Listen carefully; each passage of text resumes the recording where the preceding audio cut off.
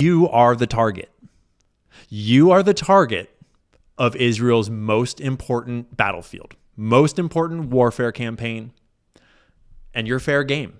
And they're going to use all the tools of warfare that they have at their disposal to target you and to get you to support Israel. And nowhere have you heard them talk about the importance of truth, the importance of fact-checking, citing sources, any of that shit, because that has nothing to do with it in their minds. Conspiracy theories are dangerous. Information is the oxygen of a democracy. With Republicans, with progressives, with libertarians, because this is not about right and left, this is about right and wrong. It's so sacred we can't talk. Our security is at stake.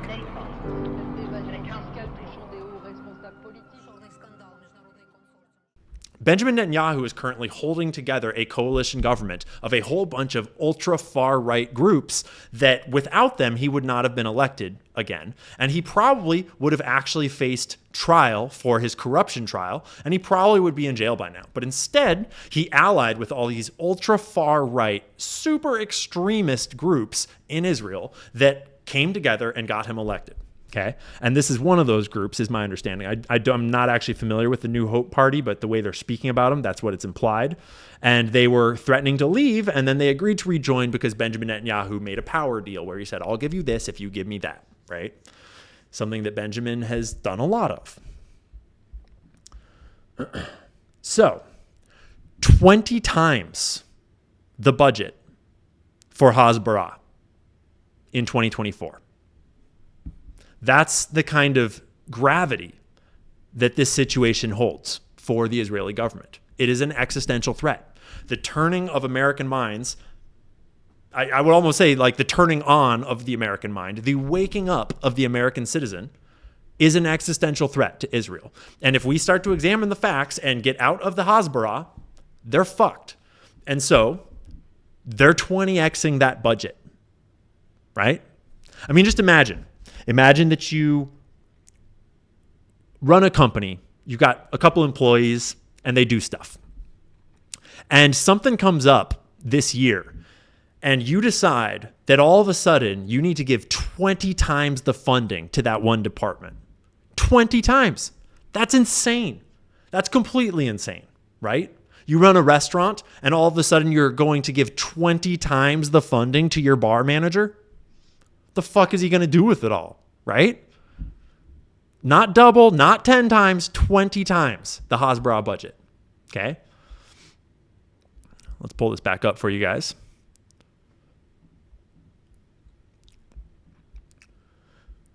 Foreign ministry to receive massive budget for public diplomacy abroad. This is reported in the Times of Israel. Again, just reconfirming with multiple sources, 150 million, more than 20 times what such efforts have typically been allotted in past years. And again, the same report. Actually, this is clearly this article from Jewish Chronicle is the exact same as this one. Yeah, they're pulling it from JTA there. So, Gen X girl. I'm going to pull up this actual post so that we can watch this video. The Eighth Front War. The idea of this Eighth Front War comes from our boy Jonathan. There's an eighth front in this war. It might not be a terrestrial border that you can find on a map, but this domain is as volatile, is as violent, and is as vital to our future.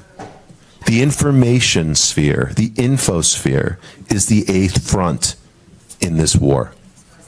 So, just in case you don't know, this man is Jonathan Greenblatt, and it says right there on his card, CEO and National Director of the Anti-Defamation League.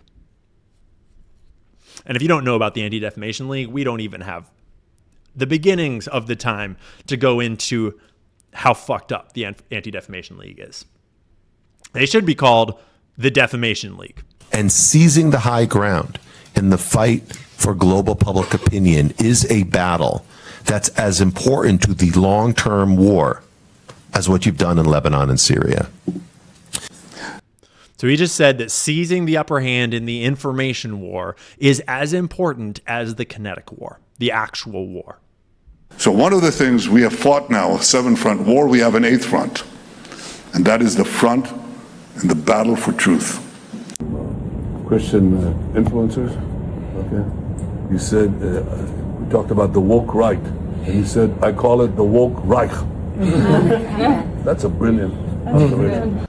Brilliant observation. What he means is that's a brilliant piece of propaganda. That's a brilliant ad hominem, right? Because that's the bread and butter of Hasbara. Not the truth, not citing your sources, not accurate journalism. Notice how none of that Hasbara manual was about how to research the truth, how to cite your sources, be a good journalist, how to fact check things. None of it. That's not what it's about. It's about propaganda.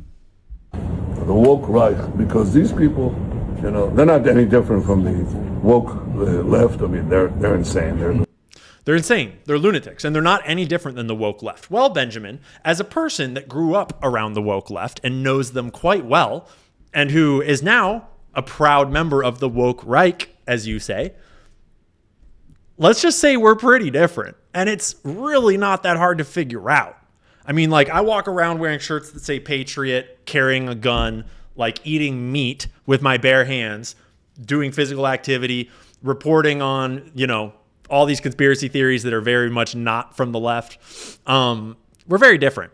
There is sort of a horseshoe out there, but it's really just like a hollow ad hominem to try to say that the woke right and the woke left have anything to do with each other. Even the term woke right is a made up word that is actually a very woke tactic where you divide people into identity groups and make up weird little semantic games to try to say, you're not allowed to say that. You're not allowed to say that. That hurts my feelings, right? The term woke right, as far as I'm aware, was made up by who? James Lindsay, right? I'm not going to start attacking James Lindsay's looks. Never mind. But they're actually meeting on some of the things. And what we have to do is we have to secure that part of the base of our support in the United States. That is being challenged systematically. A lot of this is done with money. Money of NGOs, vast. Money of governments, vaster. Okay? We have to fight back. How do we fight back? Our influencers. I think you should also talk to them if you have a chance. To that community, they're very important.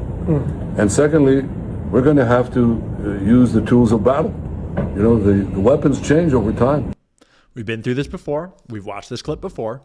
The tools of battle, right? We're going to have to use the tools of battle. You can't fight today with swords. That doesn't work very well, okay? And you can't fight with cavalry. That doesn't work very well. And you have these new things, you know, like drones, things like that. I won't get into that. But we have to fight with the weapons that apply to the battlefields in which we're engaged. And the most important ones are the social media. It says it right there. It's just like out in the open. We have to use the weapons that apply to the battlefields where we're fighting. And the most important one is social media.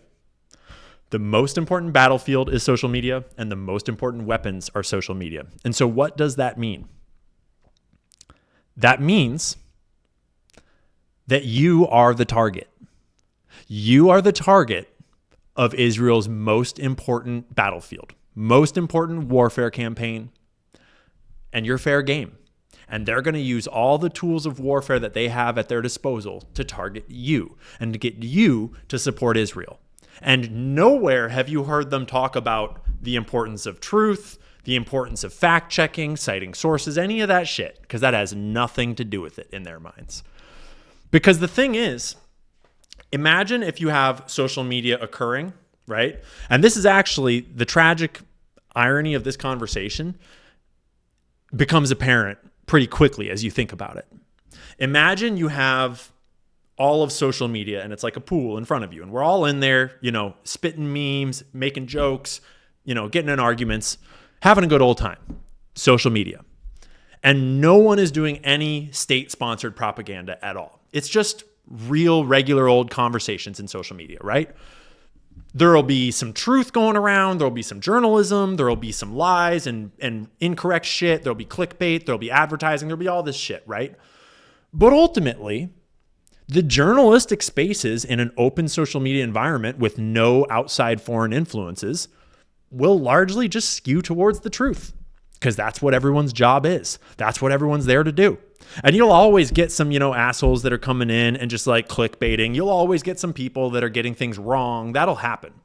But for the most part, if you don't do anything to that system, it'll just skew towards the truth. And the journalists that get the most truth right will rise and be popular. And certainly there will be people that will become popular because of their gimmicks and their clickbait and all these other things. But why would you need to infuse millions of dollars of warfare strategy into the social media space? Right? Unless your goal was to subvert the truth. Because the truth is self-apparent. It's self-evident. We report on the truth for free, right? If it's true, you don't have to pay me to report on it. And if it's not true, you could never pay me enough to report on it, right? And so the very admission that they are going to first treat social media like warfare and that they're going to activate all of their possible weapons to target all of you with whatever it is they're doing, that admission alone tells you that they're paying to lie to you. They're paying to change your perspective and to change the nature of truth in our public square. That would be enough to collapse the current paradigm and change the whole planet.